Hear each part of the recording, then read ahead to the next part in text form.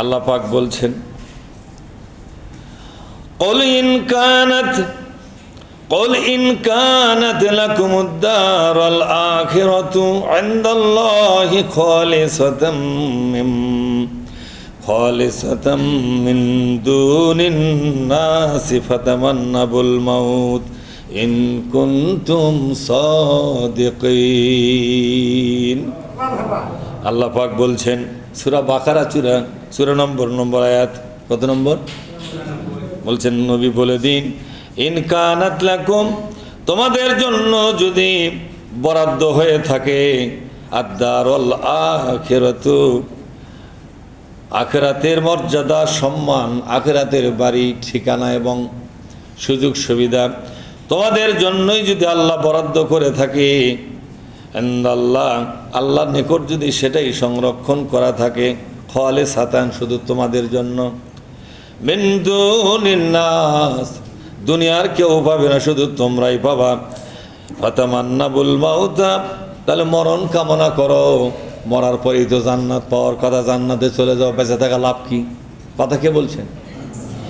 এই কথাটা এই দুনিয়ার ইহুদিদেরকে আল্লাহ জানালেন, খ্রিস্টানদেরকে জানালেন, ইহুদি খ্রিস্টানদেরকে বলে দিলেন, তোমরা তো মনে করো ইহুদিরাই শুধু জান্নাত পাবে, খ্রিস্টানরা বলে আমরাই শুধু জান্নাত পাবো, দুনিয়ার কোনো মুসলমান পাবে না।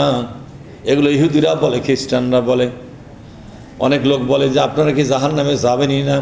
তারা বলে না না, আমরা কিসে জাহান্নামে যাব।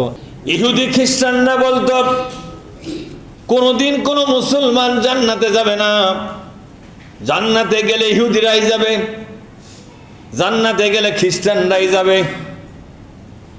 তাদের জবাবে আল্লাহ বললেন, কি বললেন দেন, কত সুন্দর কথা। আল্লাহ পাক বলে দিলেন, ও ইহুদিরা খ্রিস্টানরা শোনো, মরার পরে তোমাদের জন্য যেহেতু জান্নাতটা বরাদ্দই হয়ে আছে বলে তোমরা বিশ্বাস করো, তাহলে মরণটা চাও, এই দুনিয়ায় থেকে তোমাদের লাভটাকে, জান্নাতটাই তো ভালো, ঠিক না? সবাই মিলে আল্লাহর কাছে কামনা করো, আল্লাহ মরণ দাও, মরার পরে জান্নাতে যাব, আমাদের তো কোনো জাহান্নাম হবে না। এই দুনিয়ায় খেটে খাওয়ার চাইতে জান্নাতে বসে থেকে খাওয়াটাই ভালো হবে। মরণ চাও না কেন? আমাদের এই সমাজে আহলে হাদিস যারা আছে তারা বলে হানাফিরা জীবনে জান্নাতে যাবে না, আবার হানাফিরা যদি বলে আহলে হাদিসরা জীবনে জান্নাতে যাবে না। এভাবে আমরাই যদি গুতাগুতি করি, তাহলে যারা বেশি দাবি করে আমরাই জান্নাতে যাব, যেহেতু আমাদের ইবাদতগুলো সহি, ইবাদতগুলো কি কতক্ষণ না কেন, ইবাদতগুলো হলো সহি, এজন্য আমরাই জান্নাতে যাব। হানাফিদের ইবাদত ভুল, ওরাই জান্নাতে যেতে পারবে না। আল্লাহ কি বলছেন, জান্নাতের দাবি যদি মনে মনে থাকে, তোমরা ছাড়া কেউ জান্নাতে যাওয়া পারবে না, তাহলে মরণটা কামনা করো। কি কামনা করো? সবাই একত্র হয়ে আল্লাহর কাছে হাত তুলে বলে, আল্লাহ আমরা যারা জান্নাতে যাওয়ার যোগ্য হয়ে গেছি, আমাদের মরণ দিয়ে দাও, মরার পরে সোজা জান্নাতের রাস্তা ধরবো, ঠিক না? আল্লাহ বলছেন, ইন কুনতুম সাদিকিন, যদি সত্যবাদী হয়ে থাকো, তোমাদের দাবি যদি সত্য হয়ে থাকে, বেঁচে থাকা লাভ কি, মরণ চাও, আল্লাহ তোমাদের মরণ দিবে, জান্নাতে যাবে। বলেন তো আহলে হাদিস সবাই কি জান্নাতে যাবে নাকি? হানাফিরা সবাই কি জান্নাতে যাবে নাকি? যেরকম যাবে নাকি?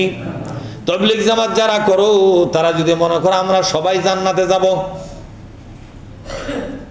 আর বাদ বাকিরা জান্নাতে যাওয়া পারবে না, ফুরফুরা শরীফের মধ্যে যারা আছে তারা যদি বলে শুধু ফুরফুরাই জান্নাতে যাবে, বাদ বাকি যাওয়া পারবে না, আল্লাহ এখানে কি বললেন, যারা এরকম দাবি করবে মনে মনে, তাদেরকে বলে দাও তোমরা সবাই মিলে মরণ চাও। কি চাও জোরে কোন?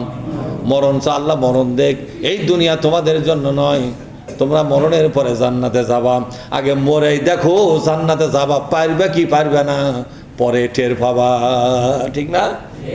দাবি করে কি জান্নাত পাওয়া যাবে নাকি?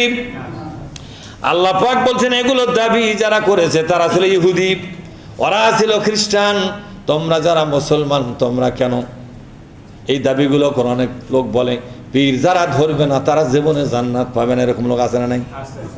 পীর যারা ধরবে না তারা জান্নাত পাবে না, পীর হলো ওসিলা, পীর সুপারিশ করবে আর জান্নাতে যাবে সরসর করে। তাহলে এই দুনিয়ায় যে দেশে পীর নাই সেই দেশের লোকের তো জান্নাতি ভাগ্য হবে না, কথা ঠিক না? সুতরাং পীরের মুরিদ কি সবাই নাকি? তো পীরের মুরিদ এবং পীর ওরাই যদি জান্নাতের আপনি ইজ্জাতদার হয়ে থাকে, তাহলে আল্লাহ বলছেন ইজাতদার হলে তোমরা আল্লাহর কাছে মরণ কামনা করো, ফাতামান্নাবুল মাউতা ইন কুনতুম সাদিকিন, মরণ কামনা করো, মরে মরে জান্নাতে যাও। এই দুনিয়ায় তোমাদের বেঁচে থেকে লাভটা কি বলেন তো? দাবি করে কি জান্নাত পাওয়া যাবে নাকি? যখন দাবি করে কি জান্নাত পাওয়া যাবে না। এই জন্য আমাদের দাবি করা আগে না কাজ করা আগে?